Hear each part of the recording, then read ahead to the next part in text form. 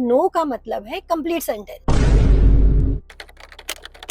तो welcome ma'am. Thank you Akanksha. तो ma'am, as parenting advocate, as teacher, तो आप मुझे ये चीज़ बताइए कि जो आज के टाइम पे रेप केसेस बढ़ते जा रहे हैं, तो आपको ये नहीं लगता है कि हम लड़कियों को तो काफ़ी सिखा दिए कि कैसे उनको सर्वाइव करना, लेकिन हमने बॉयज़ को कभी ये चीज़ नहीं सिखाई कि कैसे सही तरीके से बिहेव करना है, नो का मतलब क्या होता है, कंसेंट क्या होता है, और क्या ये चीज़ें स्कूल में हमें ऐसे, अगर रेगुलर क्लासेस में भी हम ये चीज़ें सिखाएंगे तो ये एटलीस्ट उनके दिमाग में ऐसी हो जाएगी कि हाँ, ये चीज़ कुछ नॉर्मल चीज़ है, इतनी बड़ी चीज़ नहीं है और ये बेयर नहीं है। बिल्कुल ठीक कहा आपने आकांक्षा, आपका क्वेश्चन जो है ना वो 100% करेक्ट है। देखो होता क्या है कि जब अकाउंटेबिलिटी की बात आती है, अकाउंटेबिलिटी बचपन से स्टार्ट, ऐसा नहीं होगा कि एक एज के बाद हम अकाउंटेबल होंगे किसी चीज को लेकर के। और जब हम बात करते हैं ना, आपने यहाँ मेंशन किया कि स्कूल्स में हम बच्चों को सिखा रहे हैं, आपने नोटिस किया है हम स्कूल में बेटियों को सिखा रहे हैं कि सेफ्टी कैसी है, गुड टच क्या है, बैड टच क्या है। क्या आपने कभी ये देखा, अगर हम नॉर्मल सोचें अगर इस बात को, हम अपने बेटों को सिखा रहे हैं कि आपका कौन सा टच बैड होगा और आपका कौन सा टच गुड होगा किसी के लिए, किसी की बेटी के लिए? क्या कोई स्कूल, क्या कोई क्लासरूम ये सिखा रहा है? नहीं मैम,